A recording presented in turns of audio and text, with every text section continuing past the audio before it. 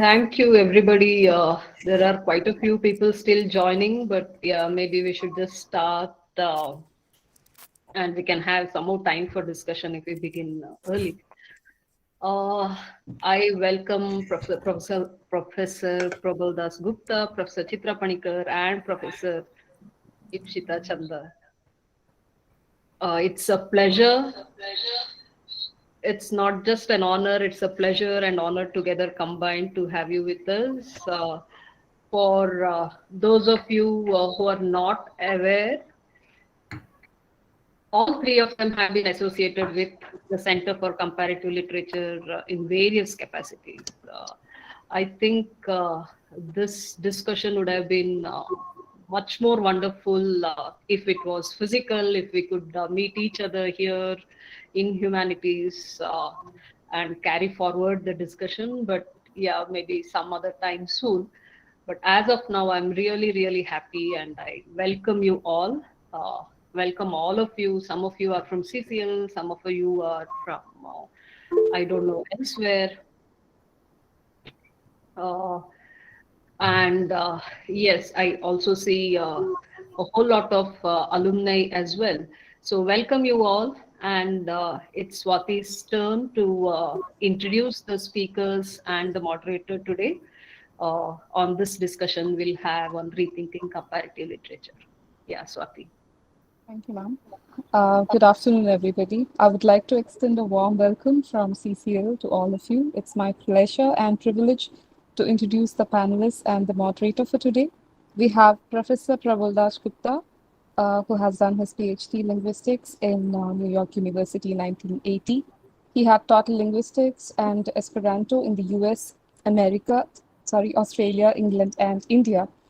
He's retired as the Professor of Linguistics in Indian Statistical Institute, Kolkata. He's the President for Akademio de Esperanto from 2016 to 22. He's an honorary member in Linguistic Society of America 2004, President of World Esperanto Association from 2007 to 2013. He's awarded Vidyasagar-Dinamoyee Prize from the government of West Bengal in 2021. He has over 500 publications in Bangla, English, Esperanto, concerning linguistics, literature, translation, and philosophy. His books in English include The Otherness of English, India's Auntie Tongue Syndrome, and Inhabiting Human Languages, the Substantivist Visualization. His books in Bangla include Kathaar, kriyaakarmo, Chhinno, Kathaar, saajaaye, taroni, etc. We have Professor Chitra Panikkar, who teaches at the Department of English, Bangalore University. She's researched on James Joyce and Marcel Proust from the Department of English, Kerala University, after which she went on to work as a resident scholar in the James Joyce Foundation, Zurich. She's worked as a lecturer in the Center for Comparative Literature, worked at CCL for 8 years and served as a reader at the Center for Applied Linguistics and Translation Studies for 6 years at the University of Hyderabad, after which she went on to join the Department of English, Bangalore University. Her areas of interest span from literary and cultural theory to translation studies and Indian literatures. She's translated and published 8 chapters of Joyce's Ulysses into Malayalam and continues to translate literary and critical texts from Malayalam to English and vice versa. She has been on a fellowship of the Department of Culture 2 years, and she's been an associate fellow at the Indian Institute of Advanced Studies, Shimla. As part of her UGC-sponsored research program, she's been consistently working on questions of identity and published articles with interdisciplinary perspectives on literary texts. Apart from her ongoing interest in curricular revisions and syllabi designing, she is also socially active on issues of gender and caste. We have Professor Ipshita Chanda, who's been teaching comparative literature since 1993. First, she's worked at Jadavpur University, and from 2017 onwards, she's at English and Foreign Languages University, Hyderabad. I welcome each of you. Ma'am Ipshita Chanda, you could take over, please. Thank you. Right. Yeah, good afternoon. We've already said our good afternoons. So we'll just start right away with thinking, I think, to start with. And I do think that it is a great pleasure to be here amongst comparatists, young and old. When the comparative literature as a discipline began in 1956 at Jadavpur University. And I came to it sort of 30 years later. And what I found there was a healthy engagement with alterity and a basic acknowledgement of plurality. And since then, we have all practiced comparative literature, I think, as a healthy engagement with alterity and healthy respect and engagement with plurality itself. And I do not think that thinking of it in this way has changed at all. So I'm really interested in understanding how it is possible for us to rethink this, even while maintaining this apparently, essentialist position that comparative literature is not an object, but a practice, which is a healthy engagement with difference and an ethical relation to the plural and the diverse world around us. And I think that it is indeed a privilege to moderate a panel with such old friends who I am aware have, I will not say that they have rethought comparative literature, but I'm very curious to know what their thoughts on comparative literature are. So if I may invite Professor Probal Dasgupta, which it's unsettling to call Professor Probal Dasgupta Professor Probal Dasgupta, but since I have done it already, you are named. And please, I can't say the floor is yours, there's no floor. The screen is yours, perhaps? There is a floor, Ipshita, because you floored me, right? So then I have a floor, don't I? With your introduction. I mean, you were ready for this, weren't you? One view is possible, plurality. So, yeah. Right. Well, you came to comparative literature in 86, you say. I didn't. I came to it a bit later. I knew the comparatists from the early 70s, but I wasn't doing comparative literature until I was forced to with a gun at my head. The gun came from Professor Nagarajan. I can't really avoid telling you the story, though some of you have heard it 17 times. I'm terribly sorry. It worked like this. On the 30th of April, 1991, the day before the summer vacation would start at the University of Hyderabad, Mr. Nagarajan ambled into my office and said, Mr. Dasgupta, from the 1st of July, you will be teaching comparative literature, so I suggest a couple of trips to the library. Have a nice summer. And he left the office. This is how Nagarajan used to make his requests, you see. I had no choice but to, as he put it, make a few trips to the library. That is how I began to teach comparative literature. Ipshita has had a soft landing compared to mine. Ipshita came from economics and I came from linguistics, which is basically as far from comparative literature as linguistics is. But let me start by defining comparative literature in my own way, which is not far from the plurality and alterity point that Ipshita was anchoring her introduction in. I would define comparative literature as the literary equivalent of a clause that all the standard constitutions of republics have all around the world, a clause for religious freedom. I think of comparative literature as occupying that place in literature that religious freedom clause occupies in constitutions of republics. that's kind of the flag I'm going to hold about what I'm doing. I'll start with why there is comparative literature as a center at the University of Hyderabad. Around 1986, or maybe a few months before, there was a conversation between the education minister at the time, P.V. Narasimha Rao, and a friend of his, B.H. Krishnamurti. Narasimha Rao said to Krishnamurti, I'm considering making you Vice Chancellor of the University of Hyderabad for a variety of reasons. And as you know, I know a lot of languages and I translate. So I've long wanted somebody I know to start a department that could look at translation. So why don't you, as a linguist, when you become this Vice Chancellor of a relatively new university, start something that's going to do translation studies and using your linguistics or whatever, and it needs to consider various literatures. So think of it that way. So Krishnamurti imagined that he would start a center or department that would do linguistics and translation studies and comparative literature all together as one huge enterprise. And he thought he had identified a suitable head of the department who would run all this, namely Uday Narayan Singh, a friend of mine.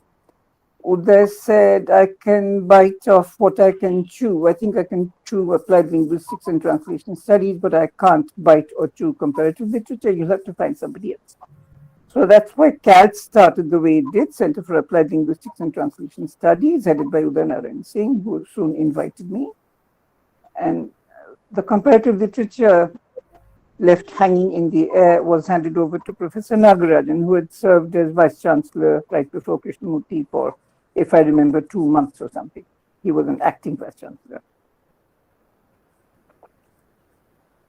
The stand taken by Nagarajan in his own writing was that English literature hit India in a literary way, and that impact had one of the consequences in literature in the form of the rise and flourishing of modern Indian literature in a variety of modern languages. Nagarajan thought of the spontaneity of modern Indian authors as a response to the spontaneity that they witnessed in English.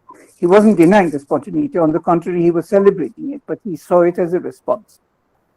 That was his stand, and I knew this, but Nagarajan, even though he walked into your room and told you to do things, he gave me a completely free hand in designing the curriculum for comparative literature. Well, obviously, I could have used the theory of translation studies that I had just developed for the center that Uday ran, and I could have said, look, translation studies and comparative literature are really the same thing. Why don't we do this and give it another package? I didn't try that trick. I accepted the decision by Nagarajan and Krishnamurti and Uday to keep translation studies and comparative literature separate. That is a very important decision for reasons partly flagged by Ipshita. You see, translation studies is interested in equivalence and in the residue that remains after the equivalence has been taken out. Comparative literature is interested in the non-equivalence. Comparative literature is interested in that in literature which cannot be translated, even though you're going to approach it through and around the translations because you can't read all the language. So it's very important to keep translation studies separate from comparative literature. I was able to develop my translation studies theory further. I did that in Sri Lanka in 2002, but that will have to be for another forum. I'm just telling you that I didn't, therefore, neglect my translation studies wagon. In my syllabus, I was responding to what I then saw as a huge challenge. People who today see the current regime in India as a challenge don't know or don't remember that in the 1980s and 90s, we saw Rajiv Gandhi's Mera Bharat Mahan as a threateningly over-unifying and overstated and hubris-laden, pompous thought that there is this Mera Bharat which can be Mahan, and that you can just glorify that Mahan thing and be done with, and that's your India in a nutshell. This is the period before the Babri Masjid demolition. Many people who are young today don't know anything about that period. People don't really talk about it. There were challenges of this kind, but there were opportunities India had at that time which are now gone.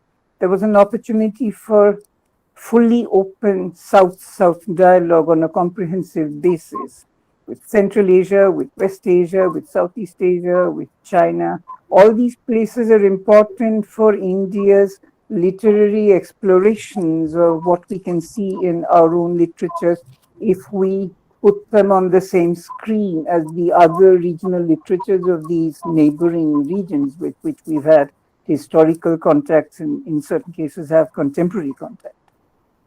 And that would involve looking at the literary histories of some of those regions in dialogue with the literary histories of India. And that's a huge task of which one can only attempt certain fragments and do it productively and combine the fragments. Now, the question I used to put all this on a comprehensible basis was to say, comparative literature is going to have to ask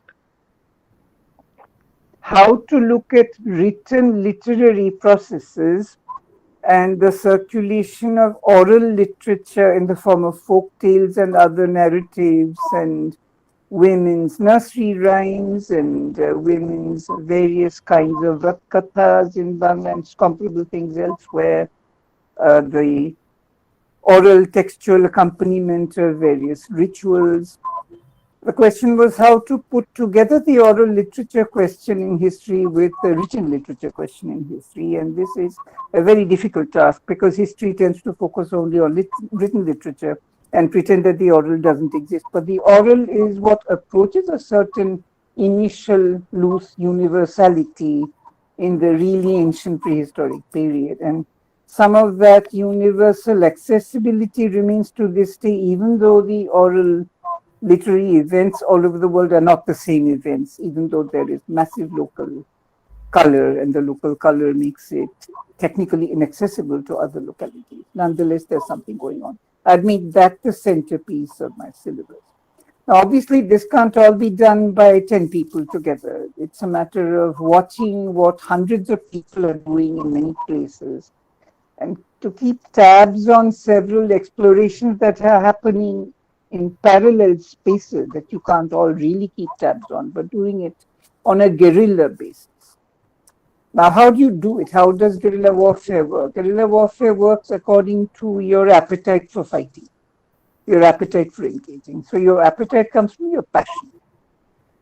The task for a comparatist is to keep your passion boiling, but keep it in check. It's a bit like the technological difficulty of arranging for cold fusion, the cold equivalent of a hydrogen bomb, which doesn't explode, but which keeps giving the consequences of fusion as energy to others. So you have to gently connect these explorations that you know about, but you have to connect them by engaging your passions with them. That is the twin task. What does this mean in terms of overall doctrine? It means you don't accept any centripetal forces of the Mera Bharat Mahan kind or the Mera Tulanatmak Sahitya Mahan kind, where there is a canon that comparative literature imposes on all its scholars. You don't allow that. So you say no to canonical centripetality, but you say yes to your own impulses, which are the most energetic and creative impulses in your repertory, the impulses that drive your reading and writing. That's where you're coming from, your own intensity. That drives your agenda. The agenda is built around your own practices as a writer, as a critic, as a reader, as a discusser of what you read and write.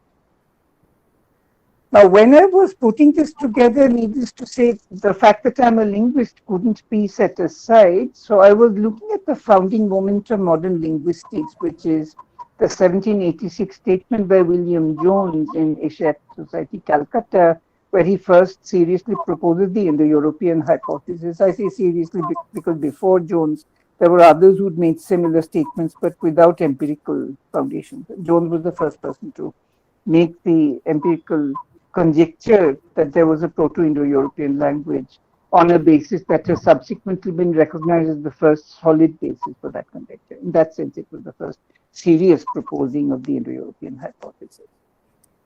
This, remember, is the time when Jones is also employing Pandits in Calcutta who would help him to decipher the Abhijnana Shakuntalam so that he could translate it into English, which he did, which was then retranslated into German and read by Goethe, and the rest is history, as you know. Now, what is interesting is that even though the rest is history, the William Jones version of Calc took off, but the William Jones version of CCL did not take off.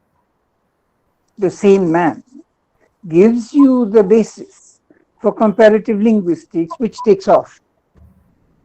Uday takes off. And for comparative literature, which does not take off, Nagarajan does not take off in 1786. And that is a fact that you need to look at and ponder about. The point is, linguistics can be systematized on a technical basis. Linguistics is a technical subject. You can go very technical very quickly, and you know how to do it. Everybody knows how to do it when they look at the data. They arrive at the same answers.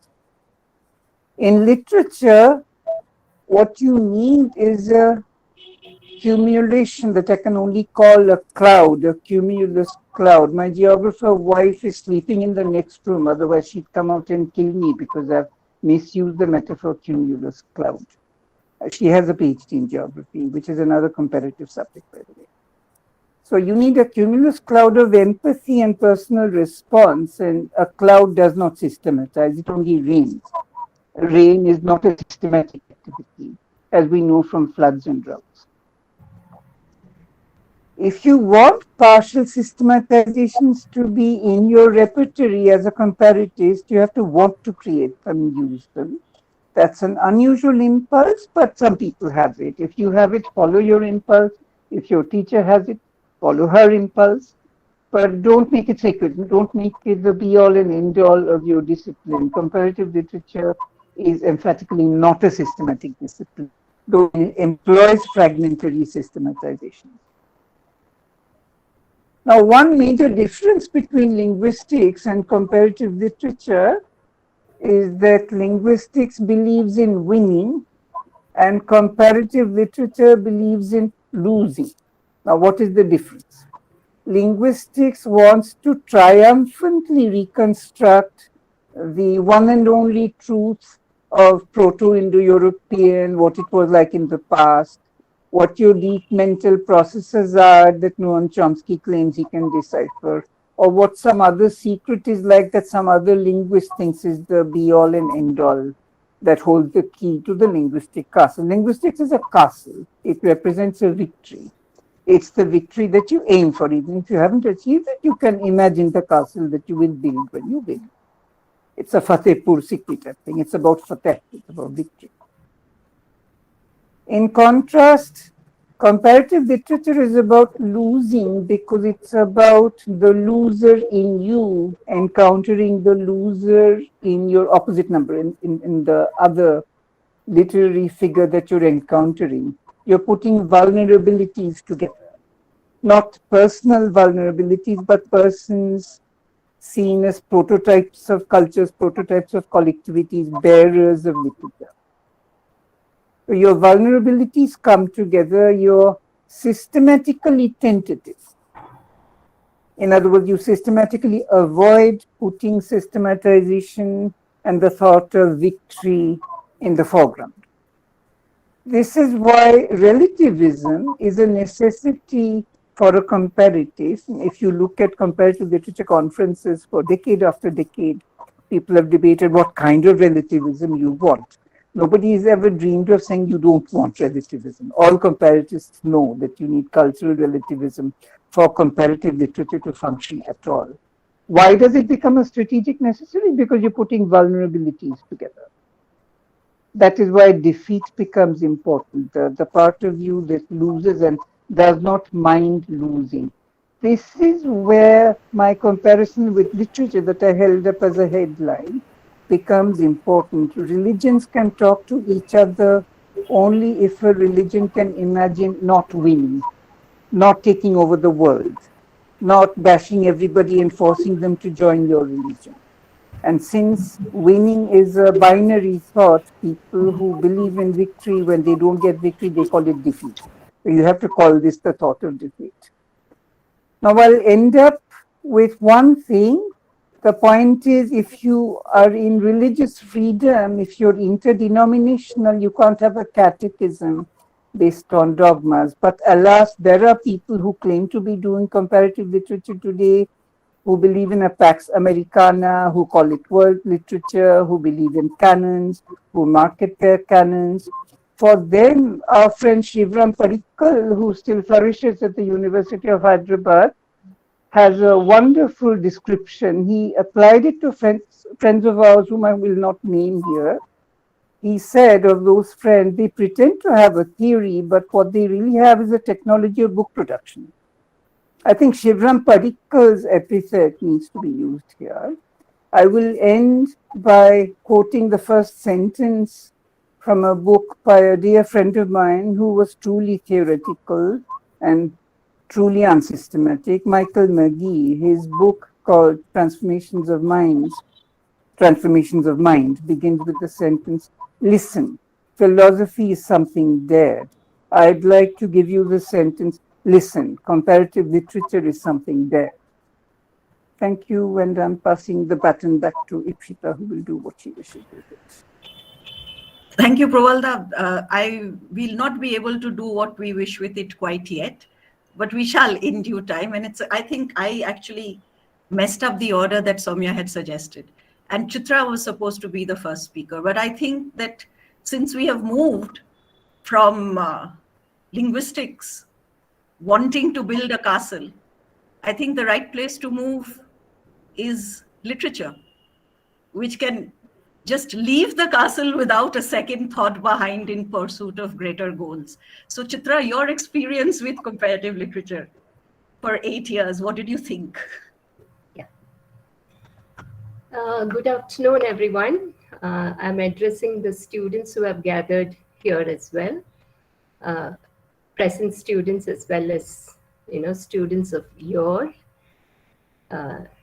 Soumya, Prabal, all of you are friends. It's a pleasure to return to the University of Hyderabad and also to concerns related to CCL in particular. So I just am announcing my happiness at being here this afternoon. And when I saw the title of the deliberations, I just wondered as to why it was titled Rethinking Comparative Literature, because rethinking would also mean,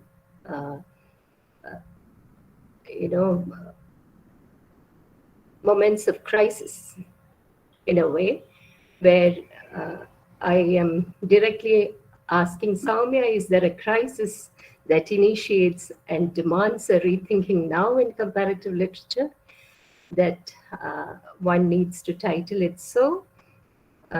So maybe, somewhere at the back of our minds, we feel that rethinkings are necessary from time to time if we need to change things a little. And maybe it's in that spirit that it's titled so. Soumya can maybe, gesture to that during the discussion. But I thought I might go on a memory trip, a kind of, rhizomatic memory trip, before I strike at the roots of the problem, in the sense that I see a problem. I see a problem mainly because I feel that all English literature departments are actually doing what comparative literature departments, have been doing some time ago. I'm now placed in an English literature department, and I don't see any difference between what I was doing in CCL and what I'm doing now. Which also means that English departments may have to redefine themselves. Whereas comparative literature departments can continue as such, maybe, though the nomenclature will never change. And as Ajaz Ahmad said, the power will rest with the English department while they practice comparative literature in the English literature departments. This has been going on for quite some time. I'm actually somebody who practices it in the English literature department in Bangalore, and therefore, I can say it with more sureness than anybody else. I'm just going on, to elaborate a little on how I came to CCL first, because that will also give you an inkling of how well developed it is when compared to the scene that I walked into in 1993. So I joined the Center for Comparative Literature as a teacher in 1993. My first job, teaching job anywhere. New environment, new colleagues from all parts of India. Many students in the audience here may not know the layout of the old CCL building. It helped me, think about where we were placed as teachers and where our students were placed at that point in time in 1993. As we get into a double-storied shed, on the ground floor to the left would be the Department of English, flourishing with some 10 to 15 eminent faculty, and to the right, a well-run Center for Linguistics and Translation Studies, efficiently maneuvered by the dynamic Professor Udayanarayan Singh and the friendly yet erudite scholar Probal Dasgupta. With their team of men, actually I say men because all were incidentally men there at that point in time. Men from different languages. And ensconced within that space was a 2-room apartment set apart for the Center for Comparative Literature, which still had to find a core faculty. And I was walking into that space as a permanent lecturer, assisted by Prasuna, who, though an ad hoc faculty at that time, was familiar with the scene.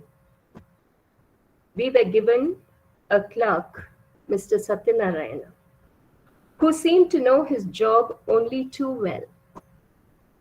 Because after reporting to the then Dean, Professor Ranganatha Acharyulu, as I stepped into the inner chamber, which was to be my office room for the next 8 years, Mr. Satyanarayana literally showed me my place while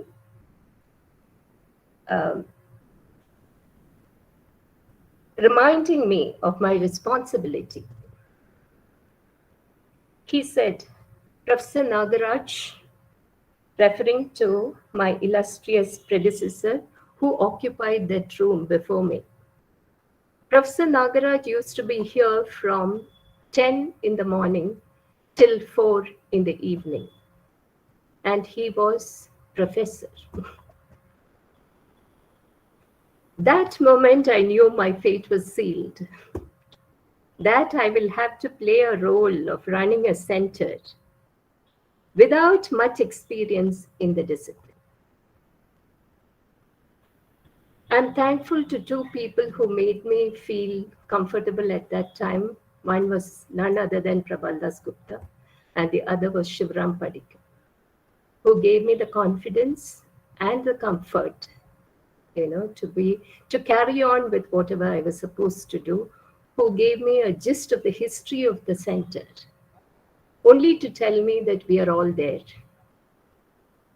to be with you, whatever you intend to do here.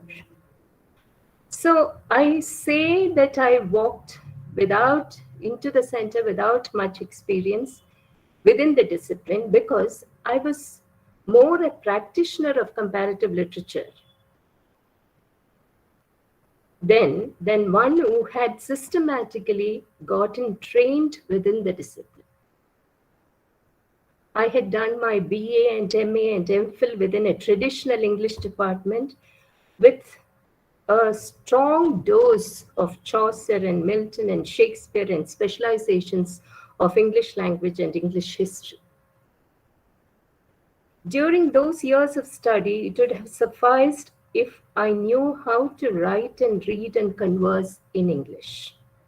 No major exposure to any other language or culture was warranted by my English course. It is my PhD work that made me conscious and aware of the rigors of the comparative method. Having chosen to work on Joyce and Proust for my PhD, my own choice, it was expected of me that I tune myself to the varieties of English, Irish English in general and Dublin English in particular, as also French language and culture, and the many styles of writing within that, of which Proust's style was a study in itself. I majorly relied on Terence Kilmartin's translation of Proust's volumes, which was gifted to my supervisor, poet Ayyappa Panikkar, by the poet Meena Alexander.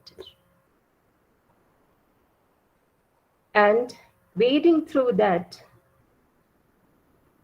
was an experience because it opened my eyes and ears to the splendors and agonies of translation and its contents and discontents. So I was getting exposed to languages, very many of them at the same time. I was getting exposed to translation in the sense that I started thinking seriously about translation while working on Kilmartin's text and attending French courses at the Alliance, referring back to Proust's source text whenever I needed to consult it for a quick reference, etc., etc. So the last phase of my research brought me to a translation of the Penelope episode into Malayalam, which helped me rediscover the creative potential of Malayalam. So one more language, which I was very much conversant with, being put to practical use as part of the program. And my thesis argument was also textured in the comparative mode. It said that these two writers cannot be examined in isolation. They and their narrative styles are the products of the turn of the 20th century social phenomena, which influenced all artistic expressions of the time, be it music, painting, architecture, literature, or even film. I argued that these new forms in different arts in turn influenced and defined the literary produce that I am examining in diverse ways, showing up literature as a miscible and complex cultural form. Thus, while on my PhD research, I traversed the comparative method track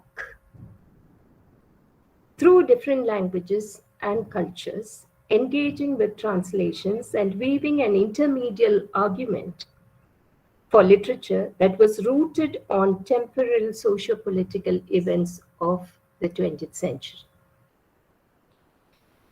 I had internalized the comparative method even without being conscious of it and had recognized it as a viable and exciting method for analysis of texts. I had also learned another comparative dimension while working on these two writers, that for a comparatist, where commonalities abound, differences matter, and where differences abound, commonalities become precious. And that within both, there can still be divergences and striations, demanding a further probe and examination, making it endless, this pursuit. So I'm shifting from that scene to the CCL scene once again. When CCL was conceived in HCU, The thrust area envisaged was Indian literature. And it was imagined that through the study of comparative methods and perspectives and awareness of the theory and practice of translation, and through the traversing of histories of Indian literatures supported well by training in adequately dealing with critical concepts, East and West, or East-West or Northwest, a systematic study of an undefinable complex category called Indian literature would be made possible. I guess the aspiration was also towards research, accessing and discovering forgotten bits of Indian cultural and literary history. Once again, I draw from Ijaz Ahmad to say that, as Ijaz Ahmad noted long ago, it is difficult for comparative literature departments and centers of comparative literature to counter the settled power of English departments and the English language within our country. And therefore, if comparative literature as a department or as a center has felt that it is not getting enough institutional support, it's only because of the settling power of the existing English departments. I had to move from CCL to CALS after 8 years. I had to, I say, because no faculty was being provided to CCL. And I knew that an individual cannot run a program for more than 8 years. Or at least the message had to be conveyed to the university that a discipline cannot rest on an individual, and it is up to the universities to support the discipline, or any discipline to actually be of interest and support to people who may want to pursue it. So I moved to CALS and then to an English department in Bangalore University to find that the methods of comparative literature are followed more in English departments now. And except for one or two grand purists from the Esther world, the syllabus and the orientation of most other English departments in India are comparative in nature. So it was actually a case of English departments appropriating the comparative method and the ways of the comparative literature centers and departments into their own program, because English couldn't exist as it used to. The only method that was available for English literature as a method was the new critical method.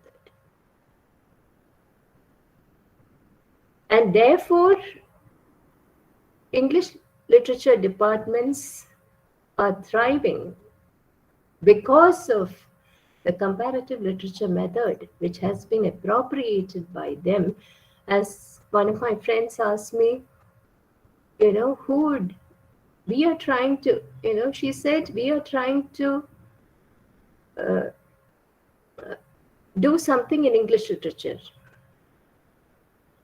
But we are trying to do something in English literature by cancelling English literature altogether. Look at the Bangalore University syllabus for English literature. Apart from one paper for British literature, all the rest are other literatures, languages. Look at the research topics that we have in the department. It's all comparative. It's either comparative literature or cultural studies. You really don't have English literature programs anymore. How to be in the English department without teaching English literature? That defines English literature departments now. And so we have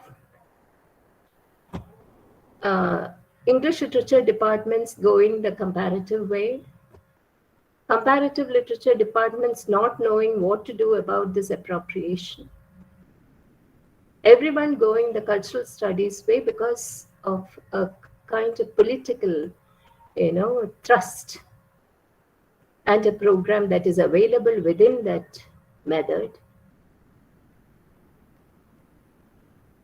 which is otherwise denied by, literary, what may be called literary methods. But as Probal rightly said, there is no literary method anymore. It's only a question of connectedness. How exactly do we connect to these worlds around us and to a larger world and to these smaller worlds within these many worlds that we are a part of? That method is what made it become a discipline, because that method was so crucial and so important and so precious that it had to be appropriated for literature itself to survive. So what I actually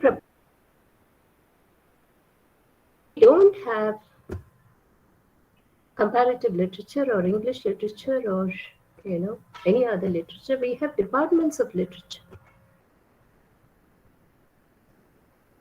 We have departments of literature where you can carry on with these methods and programs.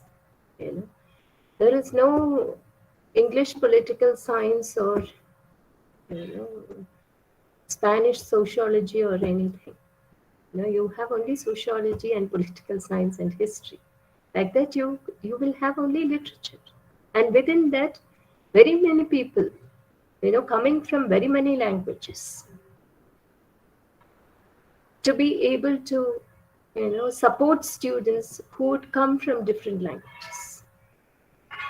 Is that a program that is viable in a place like India? Can we have something like that? Can it be supported by institutions then? So these are some of the questions that I would like to, refer back to the panel and to the discussants and all people gathered here. What I feel is that we need greater clarity than ever before on the theoretical methods and the political purposes of our reading within our study of literature and culture. And that seems self-evident than ever before. That we need to do this introspection from time to time. And so rethinking may have that meaning here, that it is this introspection that is being carried in the presence of these people who seem to come together because we are all connected and because we are basically comparators. And we can hitherto ideationally have, therefore, only departments of literature which through methods of comparison try to access culture. The larger question is there a difference between the methods and orientations of Department of English Literature, the Center for Comparative Literature, and is it all moving towards a cultural studies program paradigm where disciplinary boundaries just fade away ideally and as is appropriate sometimes? Thank you. I think I'll take it up, if it opens up other kinds of questions now. Thank you, Chitra. Actually, I wonder if your questions can be placed before us right away, because, they certainly merit discussion. Or are you, did I misunderstand you then? No, you have more questions. No, I just stated it. It was not a question, but it came in the form of a question, I guess. It's not a question. It's actually a way of thinking through, the comparative method, the program, the way in which it has developed over the years? I think, if I may, I would like to address a few points which come from the not question that you put at the end regarding, this is the name of a monograph that a friend of mine had written long ago, like comparative literature, where we have been, where we are going, and do we really want to go there? So that was the name of the thing. And to begin by answering the last part of, do we really want to go there? If culture studies is the direction that appears somewhere on the road after we have left the castle and are in pursuit of greater goals, then I think in some way we may have taken the wrong path. For the simple reason that, literature is a part of this strange phrase, comparative literature. But even while we are saying comparative literature, we are not talking about an object. We are talking about a practice. So, to solve the problem with objects in terms of books, a canon, or breaking a canon with a counter canon, I do not think, I'm not saying will work. I'll say I do not think it works because we have tried it. And so the question is, why don't you teach Latin American literature? Latin America is a continent. It has a number of languages. There is no Latin American literature. Now that is possible only if we see the plurality in the world that we inhabit. We do not need to name these pluralities separately. As Probal said, it is, a matching of your weaknesses. That is a very poetic description. And I would like to engage with that. But I'll come to that in a minute. The reason why we cannot think in terms of books as objects and area studies as a way out, or even culture studies as a way out, primarily because there is no literature in culture studies. And we are here because we are in the throes and in the thrall of literature. We are in pursuit of it. That is our orientation, and that is where our research goes. So it is language that we are involved with, language as an experience, as an intersubjective medium. That is why I was stressing on difference and plurality as textual practices, as ways of reading and writing with obviously interpretation in between. So I agree completely when Probal says that you cannot systematize this. So our entire idea of literature has to change. Again, I will not say has to. I will say that it has changed through practice. Because as Probal pointed out, I and you too, we never studied comparative literature. You see, we came to teach it. So our problem, and all three of us have this problem, or maybe it's not a problem, our advantage is that we were able to look at it from the point of view of what am I delivering? Not what is it that I can convey to the student? How can I convey to the student that comparative is a way of cognition? Comparison is a cognitive function. So the framework that I create in order to understand and engage with an other, first and foremost, makes it essential that I think of the other in relation to myself.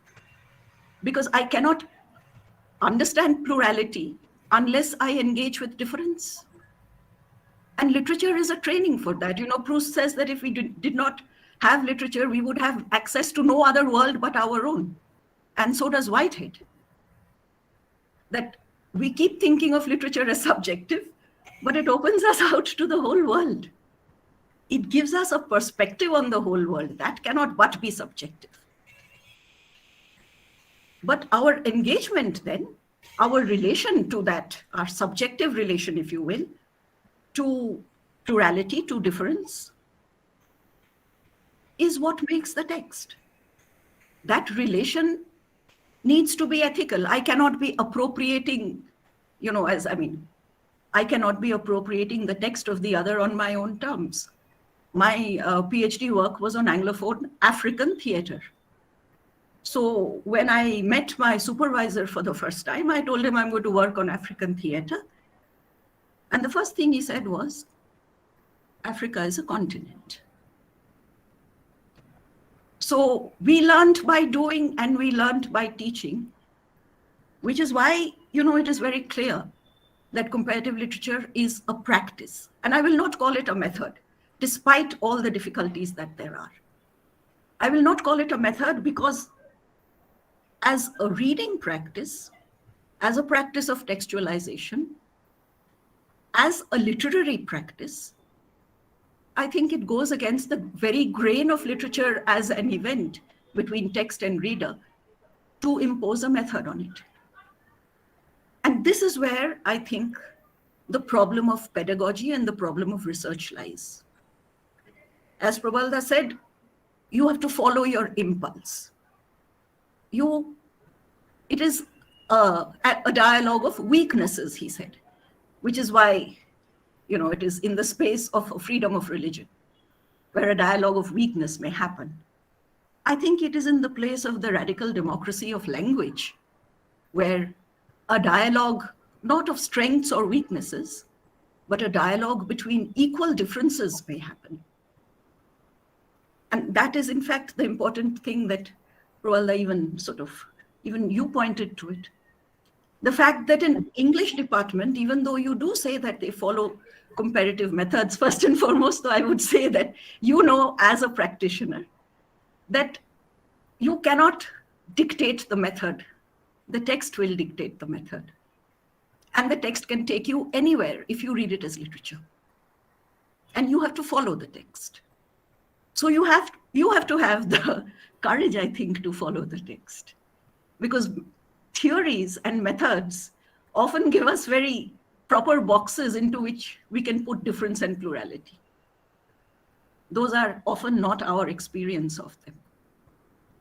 So any pre-given method is open to that question. So what do we do then in terms of pedagogy? What do we do in a research methodology course? Which is why I think that from the point of view of only a teacher, there are certain categories that we need to rethink so that it is clear for our students what it means to do literary research to start with, how that is distinct from the categories we use for social science research. And how is it that this relation with the other, which is at the basis of the engagement of comparative literature, how is that to be made ethical? Because a relation of appropriation, a relation of rejection, is also a relation. And as you know, translation can be both. So translation alone does not allow us, or even the impulse from which translation occurs, I think does not allow us the freedom to take it at face value. Because in that sense, the translator defines and decides on a meaning to convey to the rest of the world. That is his responsibility. It is a responsibility to the source language text. How does he ethically fulfill that responsibility? Would be a matter for training in comparative literature. And I mean, these are certain, another very important thing, which I think falls within the rubric of rethinking, that is the categories that we use, the words that we use. We so easily call Indian languages regional. We so easily call them vernaculars. We call certain smaller communities tribes. These are all value-loaded terms and they have a history. I mean, we call West Asia the Middle East. I mean, what can be more blasphemous than that? If there is anything to be rethought, it is, you're very right, the political position that we have vis-a-vis the world. In fact, the political position that we have vis-a-vis our relation to difference. And that is, I think, a very difficult thing to first encompass and then to convey. So just, I mean, thinking of comparative literature is such a engaging, engrossing, and, obsessive kind of situation that, I mean, rethinking requires I don't know. I mean, I don't think I'm ready for it yet. But I'd like to ask Soumya to answer that question that Chitra put. Do you feel I think our decision or the title came from much more mundane, banal kind of necessities than the profound things that are going on here. No, but I would like to say that it's not that we have, there is no closure on thinking about comparative literature that has led to this rethinking. No, it's not that we are done with comparative literature or it's a death of the discipline. No, that we are rethinking. And also, I mean, our crises again are much more existential than discipline based, like Chitra put it. So none of these things has led us into titling this session. We thought bringing together various perspectives is obviously not only for you, but also about us to think, rethink, but none of closure though, no. So, and there were various options available, and I should say that, as I said, it's much more banal. So this sounded the most apt one to go ahead with.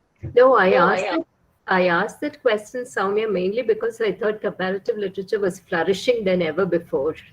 So to be rethinking comparative literature sounded a little odd because it's flourishing everywhere. Wherever literature is taught, it's flourishing. A similar thing happened to me a couple of years ago. So, I mean, as usual, again, you get called to, speak for FDP in English departments. So you begin with saying, I have never taught English, which is the truth, by the way. So, and then what am I doing here? So that helps.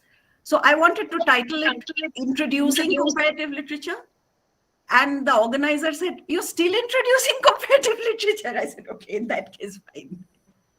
Probal, where are you? Why would you want to call it guerrilla warfare? That's something I stole from a recent book review I did, in which I was saying that nowadays there are so many ideas you're bombarded with all the time that you pick up new information, new ideas, new thoughts, new questions, the way people in a hurry shop at a supermarket. Oh. When you're shopping at a supermarket, it's like a guerrilla war. I mean, do I want this kind of cornflakes? Do I really want these strawberries? Chalo, le lenge. I call that guerrilla because you don't have the time to do more than hit and run, right? You're not reflecting. Yeah. Now, in a positive sense, you can live your life in the guerrilla mode, in the sense you go where the energy is. You follow the line of least resistance in terms of the fact that you are often in a hurry. But even when you're not in a hurry, there are certain lines that you feel like following. And in this case, I'm saying in comparative literature, it's important to follow the way you're being led without knowing what is leading you. I call that guerrilla because it is not systematic. You see, guerrilla warfare was invented to counter systematic warfare with stronger adversaries that you can't cope with by systematic methods. So you deliberately do it unsystematically. And since I was talking about being unsystematic, I thought I'd use that metaphor without explaining it. But anyway, this is my review of Anuradha Veeravalli's book on Gandhi, which appeared in Gandhi Mark some years ago. There I talk about all this. But anyway, nobody needs to read it. Come on, don't start reading Gandhi Mark just to get what Guru is about. Yeah, no. So you had a question. Okay, yes, yes. By which I mean, I like questions. But I deeply disagree. I deeply disagree that, I mean, we have to follow, you make us sound as if we pick up theories and methods off the shelf of, malls by fashion. Like no, whatever is selling and whatever you have a discount on, get and run. You're in a hurry and you follow your inclinations because your inclinations become clearest when you're in a hurry. Shivram Parikkal once pointed out to me that most things are done. Shivram is my main guru. He pointed out that most things are done in haste and without proper thought. And afterwards, people sit down and offer rationalizations. And then they write the entire history as if you did everything on the basis of reflective thinking and carefully thought out decisions and so on, which is entirely a lie, Shivram pointed out. Nearly everything that you say you thought about, you didn't think about. You did it very quickly without thinking. And later you decided to put in the thinking and pretend that you thought about it. I thought he had a point. No, I disagree because the political reality of engaging with difference, to which I hold, and to which Chitra also pointed, where is our position? I mean, I don't think we are in this, mart of latest theories going at a discount and pick it up while you can. So we are not in a hurry. No, but you're following your inclination to do the enjoying that is offered to you when you read something that is very different. Right. And you find yourself enjoying it and you find yourself not understanding why you were enjoying it. You follow that inclination. So we are talking about... And you are therefore in part following the inclination of somebody else whom you don't understand, and you enjoy the fact that you don't understand them. You just let it go. You don't. You just let it go. You let it go if you don't understand.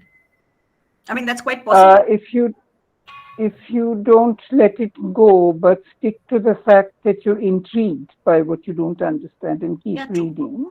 Yeah. That's an inclination. I'm emphasizing inclination because I'm saying if you're not following your inclination, you're forcing yourself to do something. And you will want to force yourself to do something only if you see that it's necessary to follow somebody else's inclination that you want. And that is where the engaging with difference takes a certain shape. It takes the shape of following what you think is another author's inclination. An inclination which you can't predict. You don't know what's going to be on the next page when you turn the page. In certain kinds of page turner situation, you're doing the commercial thing. It's a thriller. You expect to be excited. You expect it to be a climax, etc.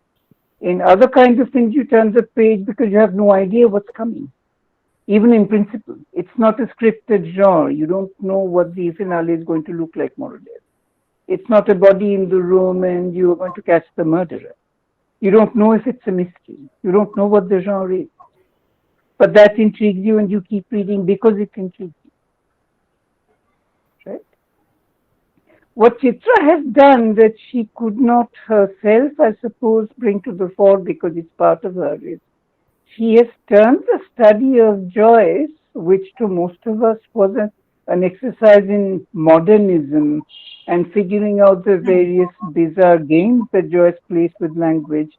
Chitra has demystified it for many of us and pointed out that if you understand Irish politics from the period that Joyce is coming from, you see that nearly all the writing is political and Joyce is using this arcane method to code the politics and put it in a different register so that you're forced to face it through those difficulties. In other words, Chitra has shown us that these arcane and mystifying things that Joyce does with language, they are not about language, they're about the politics. And once you see the politics, you begin to understand why he's played that game with you. But you have to play the game to get there. And Chitra done both. She's played the game and she's done the politics.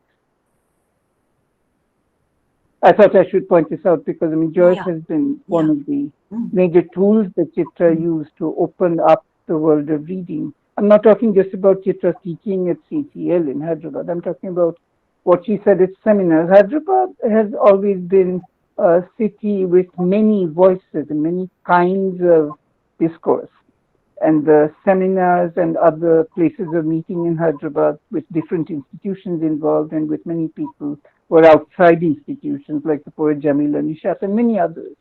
It's a place where if you listen, Hyderabad is a wonderful place to listen. And in those spaces, outside HCU walls, Chitra held forth on this in many settings where I got a clearer sense of what she was doing than the boxes in which we were operating in the CALS and CCL building, because in those boxes we were mobilized.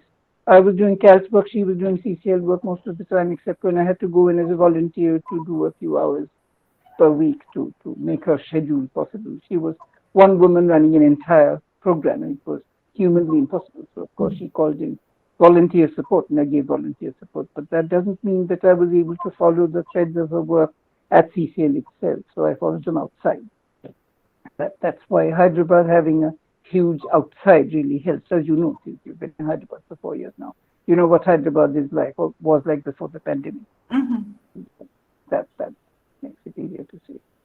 I'm emphasizing the political because Chitra has helped us to see how literature is political, not in the Zhdanov mode where politics tells you what to write so that you work for the betterment of the lot of the proletariat, but politics happens in literature through literary.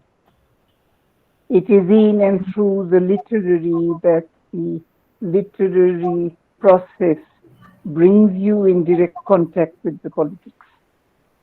It's not one or the other.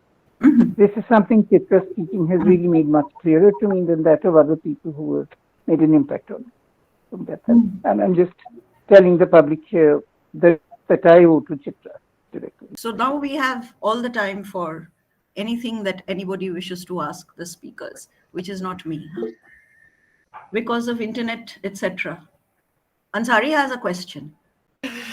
Ansari, I'm giving you a voice. So here, He's still there. I referred to as mundane or pragmatic, probably is related to the issues that centers had at UOH recently. The question that emerged was whether CCL should try to become a department or even change comparative literature to comparative studies. Request Probal, Chitra and Ipshita to share their reflections.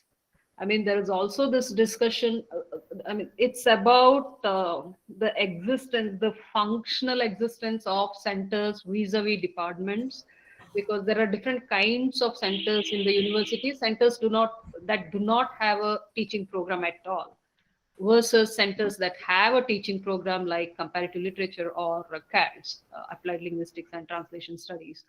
And there are centers like Buddhist studies and Gandhian studies that do not have an MA or a PhD program.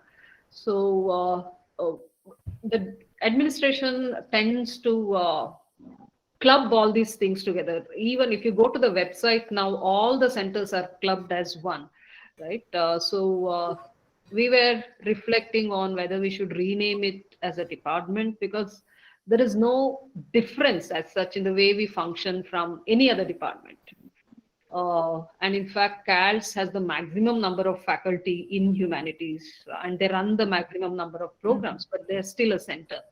So whether it should be Department of Comparative Literature or Department of Comparative Studies or Department of Comparative Cultural Studies, one of the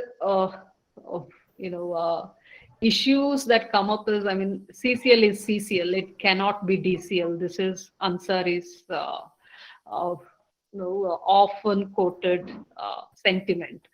How do we move to a DCL or a DCCL is the question. Should we? So what is the advantage that you get if you convert yourself into a department? Actually, uh, there is no difference, so to speak, neither in terms of funds or it's a perception that centers do not have teaching programs and centers are small, and the perception that affects at some level it's okay to have small number of faculty. So I think that perception affects us in a recruitment process as well. But as I said, it has not affected CALD so much so CALS, yeah. as CALS, much as it has affected CALS us. was as big as a department from the beginning, Yeah. isn't it? So, but yeah, linguistics is that way, not like English, but definitely not like comparative literature either. So there is a difference there. Comparative literature being, although theoretically intruding into English departments, like what Chitra pointed out, in our pragmatic lives, yeah, the scene has been different. No, Prabal I would thought if you keep it as a center, sorry, Chitra was speaking. No. Go ahead. But I didn't want to interrupt. Yeah, I'm saying if you keep it as a center, you can define the mission in terms of remaining interdisciplinary, and therefore you kind of have a right to have students of CCL taking supervisors, let us say, from English or from Telugu or from Hindi, which has been part of the practice in the past. I don't know if it's been the practice after I left. I left quite a while ago. I left in 2006. No, Do you still have students of yours getting supervisors from other departments or not? It is.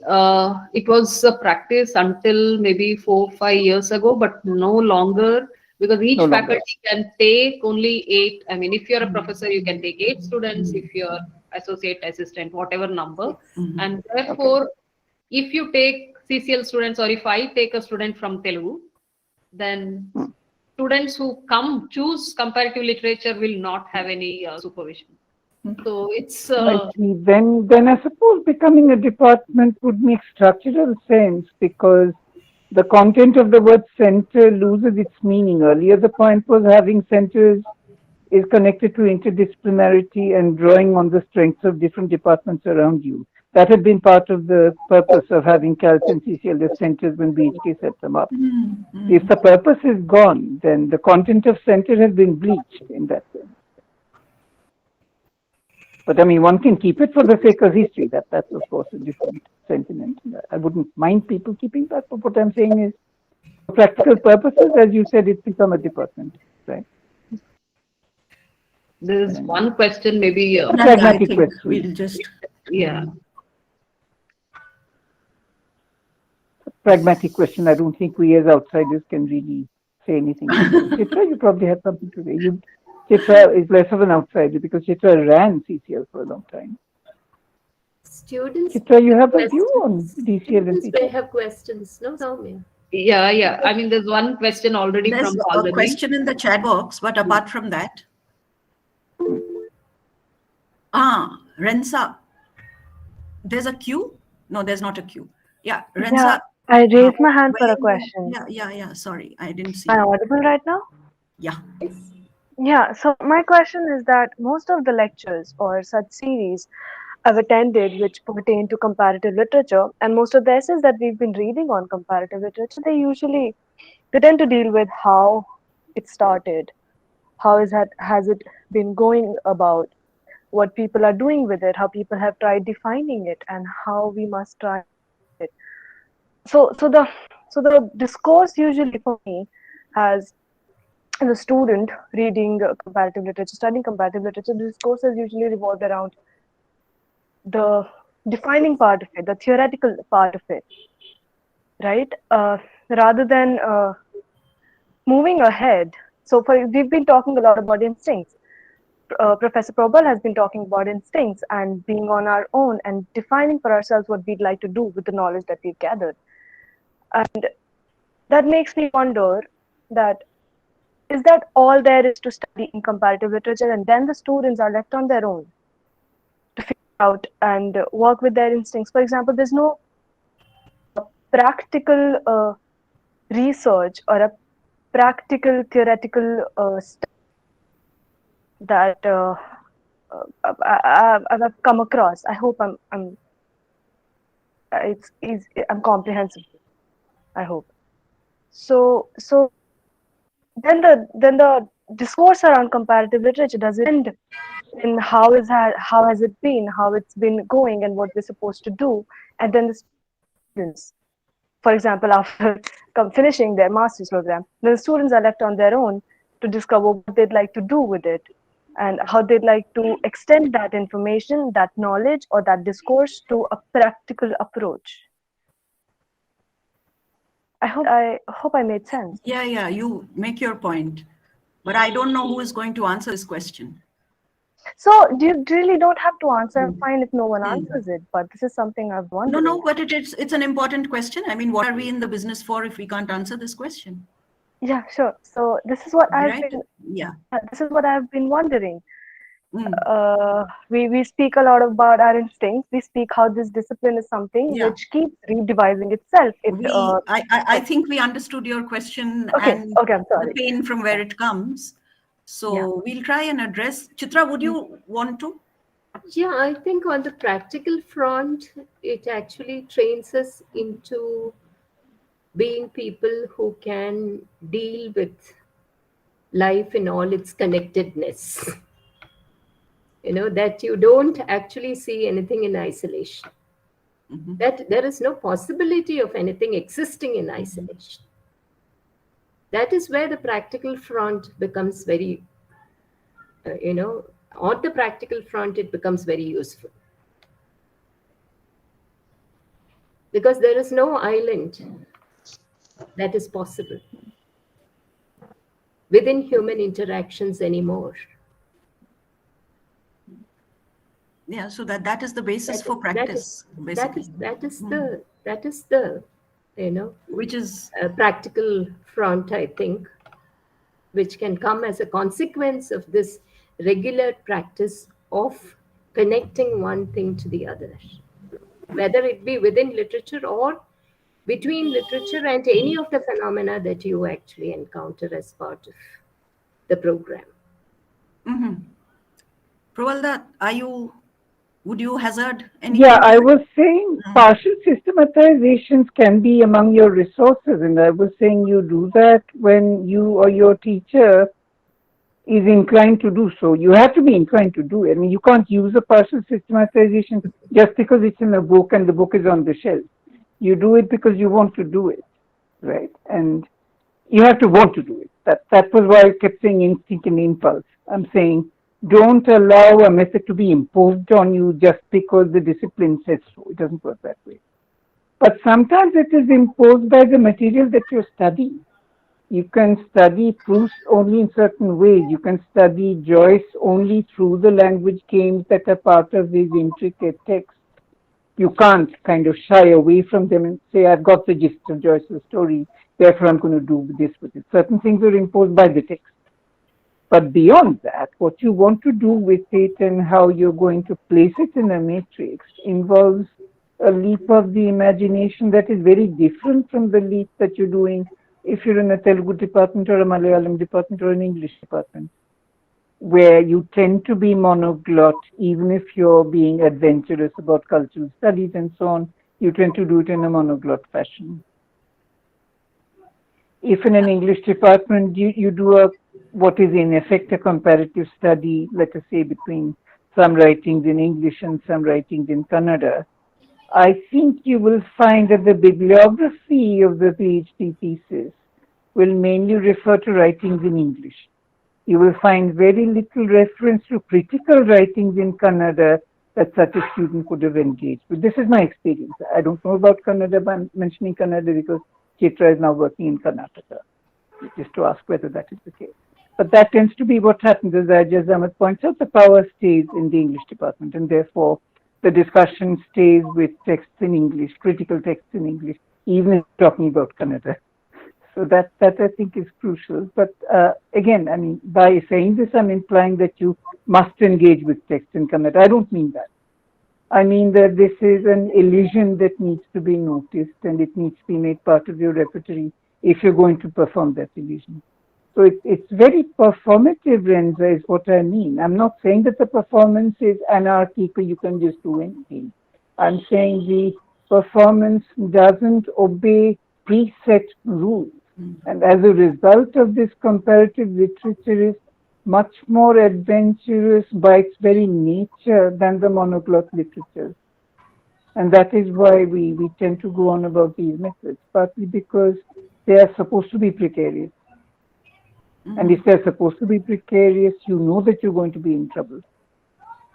See, even in terms of how it relates itself to languages, I think there is a difference between the way in which it's done in comparative literature departments and English literature departments, for example, because all said and done, English literature departments will allow you only to express yourself in English. But I don't think that is true of comparative literature departments or centers. They would actually allow languages to come in, different kinds of languages to come in, and the expression is also possible in these other languages. That could be a major difference, between the English literature format and the comparative literature format. You mean dissertations written in Kannada, if possible, right? Kannada, yeah. PCL allowed dissertations in Telugu, I believe, and They could write in Kannada. They could write in Telugu. They could write in Hindi. This is just not possible in any other literature department. Yeah, English departments don't allow this. Yeah, you can't do it in a department. See, many of our students will be comfortable writing in Kannada in the English department. But they're not allowed to. They're not allowed. So much so that it is the teacher who writes the dissertation for the student, because they can't write it in English. See, they are the sensibility is good. They have a feel of literature, but they have to necessarily express themselves in the language that they don't know how to express themselves in. And that actually goes against a student. Ultimately, all students would want to write a thesis in English. Sometimes, even if they are in the Kannada department, because they think that, it is a kind of opportunity that is coming their way, where they can go to migrate to other states, migrate to, English departments through the thesis and all that. But I think, this is a real problem for single language departments. And comparative literature doesn't have that, doesn't have that imposition on the student. Expression is possible in any language. Yeah, we have students actually teaching both in Bengali and in English departments. So, I mean, it's because they were able to write in Bengali that they got their PhD thesis at the level at which they did. So, yeah. Yeah, Soumya must be knowing that in Kerala you have the School of Letters where they can write. Kottayam. Half the thing is done in Malayalam and half the thing is done in English. They have courses in Malayalam, they have courses in English. They can express themselves in any of the two languages. I mean, when it comes to the thesis or even for the exam. I mean, I'm not, I don't have a resolution for this yet, because let's say now I have PhD students who are working in Malayalam, who work in Mizo, who work in Hindi, Kumaoni, and so on and so forth. Now, if I ask them to write in their languages, if they're allowed to write in their own languages, or even our MA dissertations, we have MA dissertations, so there are a whole lot of different languages that come in. It's again a practical kind of a difficulty that we face, where we do not have teachers who can guide if they're expressing in the languages of their choice. So it's a practical limitation, But theoretically, yes, comparative literature, of course, in courses like translation studies, what we do is ask them to translate in a language that they're very familiar with of their choice. And then I find teachers or senior scholars who can evaluate such translations. But dissertations, we encourage them to write in English right now because our language capacities are limited. So, But maybe that's why you should retain it as a nodal center. Yeah, that's an argument. Maybe this discussion will go on. Why? Yeah, I think no, there are people have concerns in the chat box, so I think we'll. Though I think what Rensa is asking and what Disha also has said here, that if you are doing, I mean, what is so different about comparative literature? If you say that it's already being done in English departments, then why have it at all? That is Disha's question actually. She says.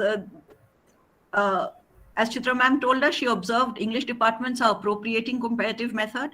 And if by any chance this is vice versa, though what is an English literature method, I would not know. So there is nothing to appropriate there.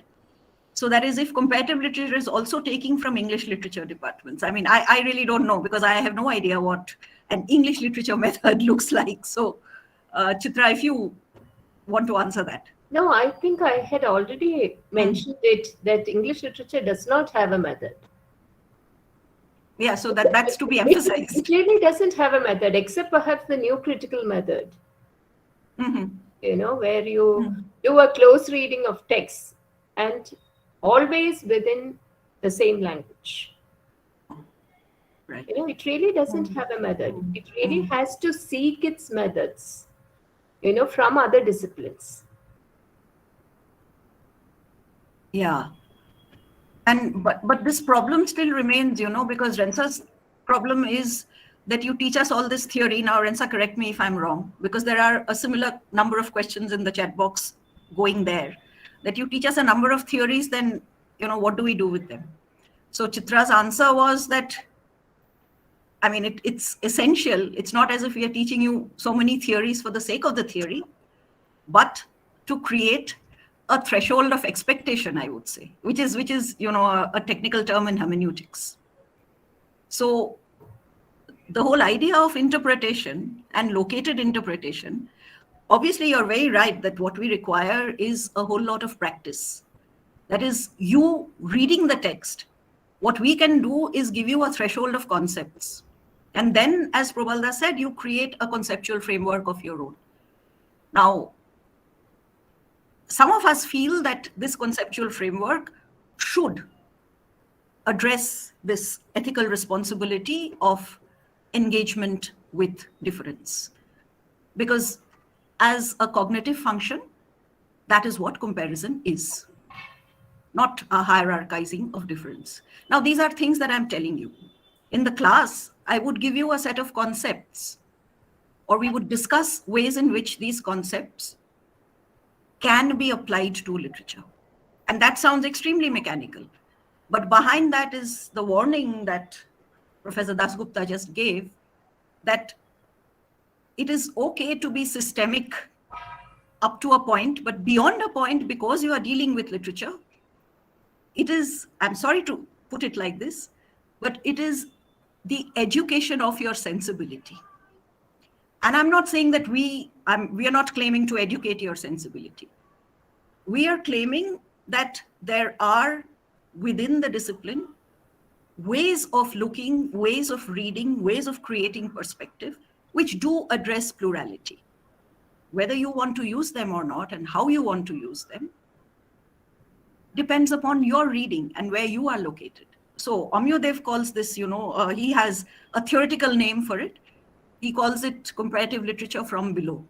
That is, the text will dictate to you how it is to be read, which is why I focus so much on the idea of engagement and ethical engagement. So, and there was another question regarding, whether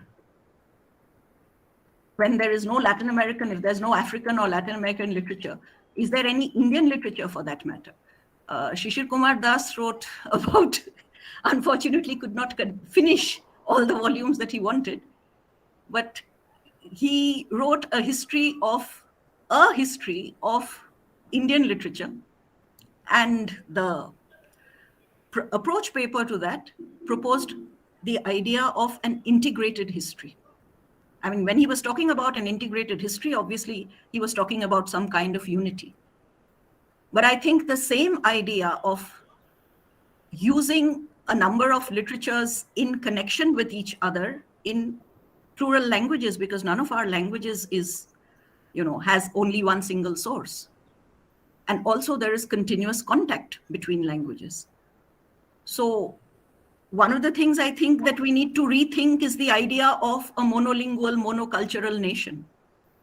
And I think we should start with India, because the only thing that defines India is plurality. So, I mean, there is no Indian literature department that I know of.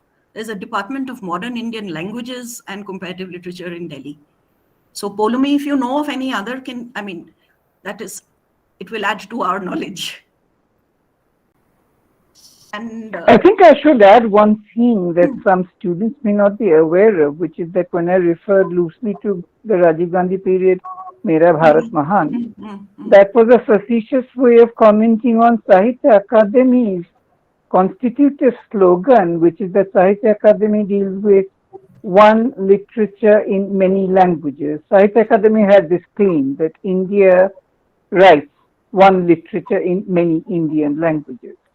Now that's the same idea as Mera Bharat Mahan. Mera Bharat Mahan simply turns it into a slogan that sounds like a slogan.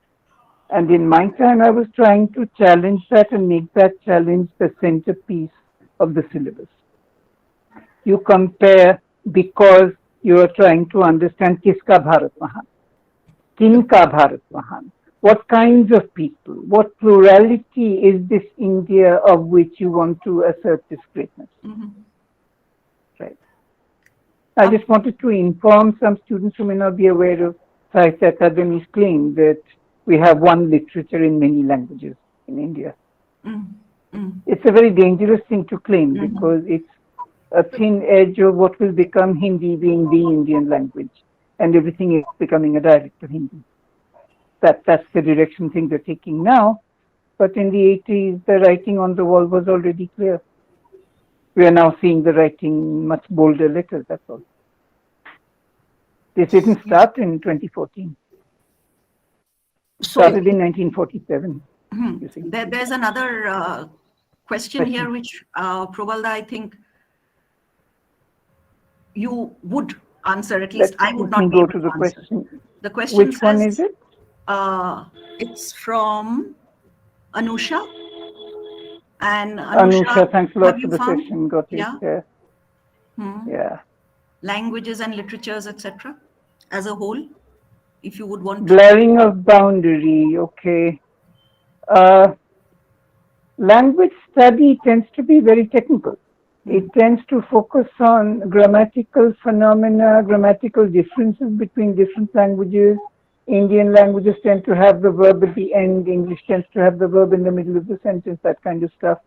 If you spend time on that, many people as children become afraid of mathematics and afraid of grammar. Grammar is a point of fear. And since grammar is a point of fear, linguistics tends to take the form of a therapy to fight that fear.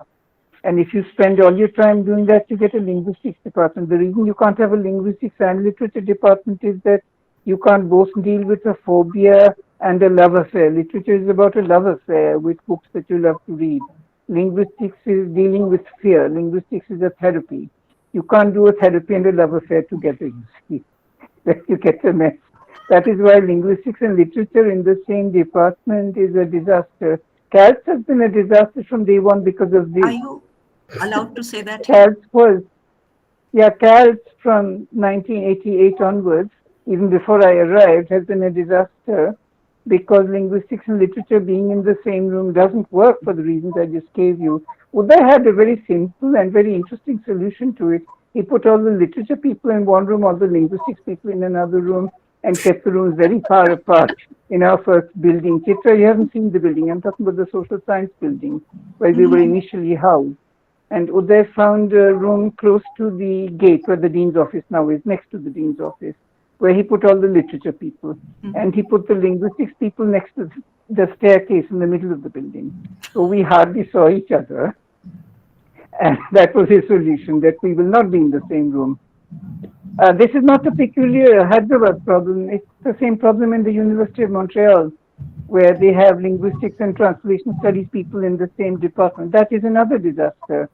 In 97, when I spent 4 months there, they asked me to give a talk, and they said, you have to speak in French.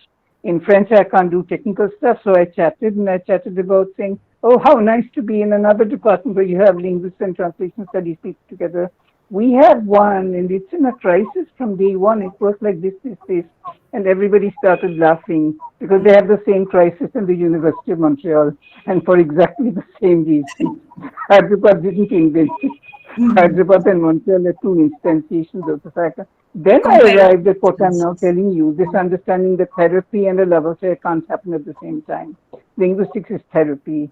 Translation and literature studies is a love affair. You can't do both at once. Shomik has a question and he's distressed about the fact that and this I'll quickly answer because I wanted to ask ma'am, what do you think about the journey of the centers and departments of comparative literature in investigating other sorts of texts?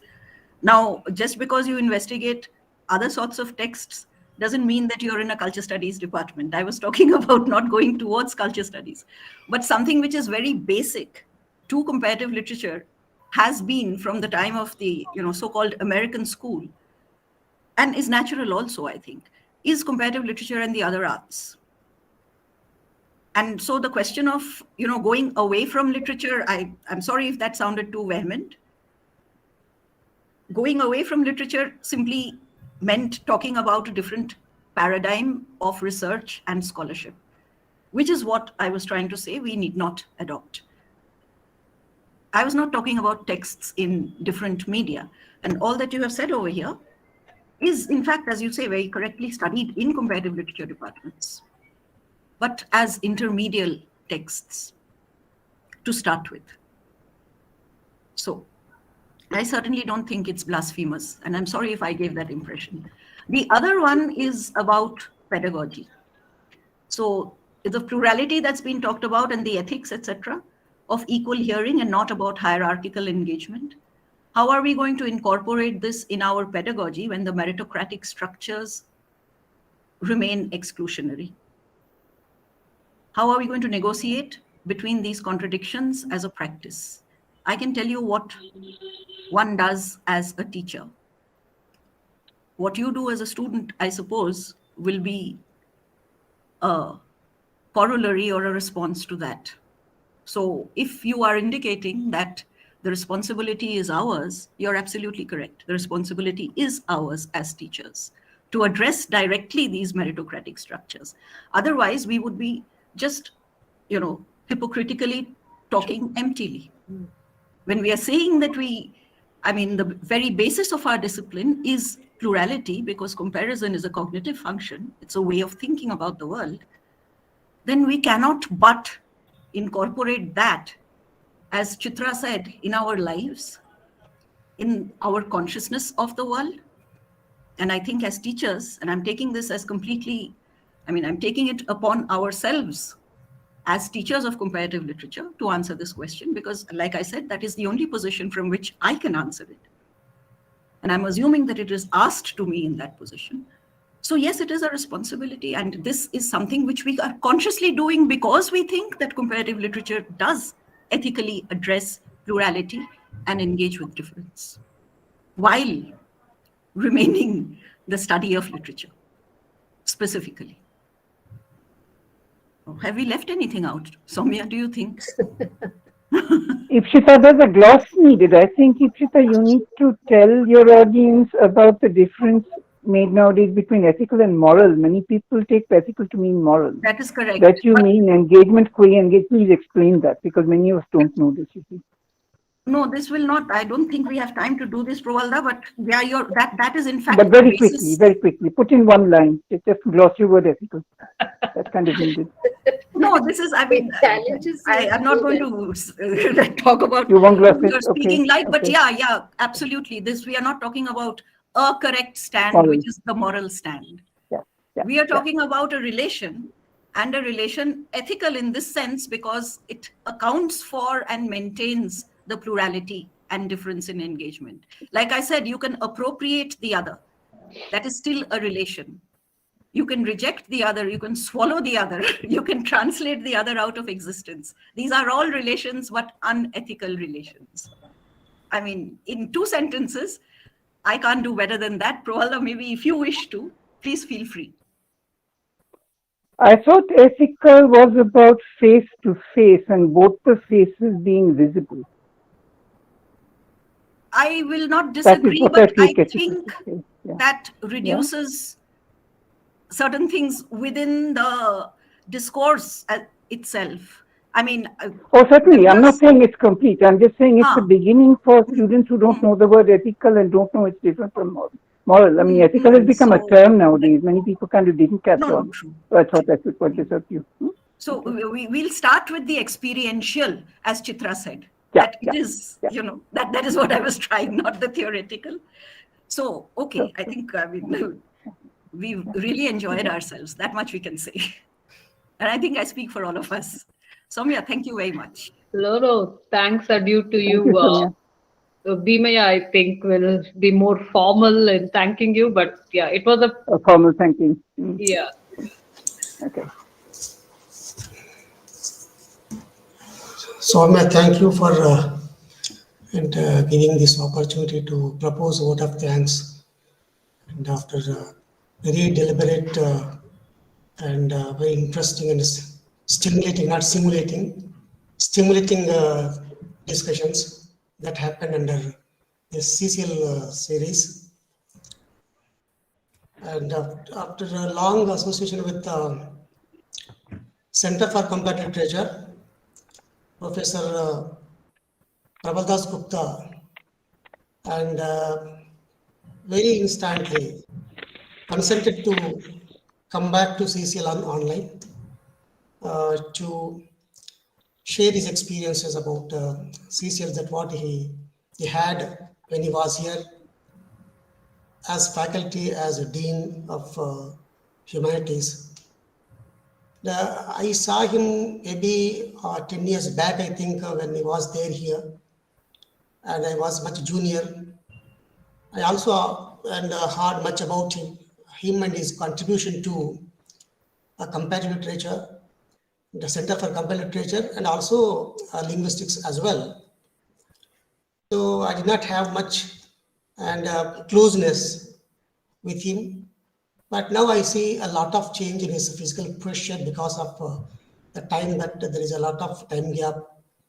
But however, we are very lucky that we are having this and still the spirit of speaking about comparative literature with reference to Center for Comparative Literature here.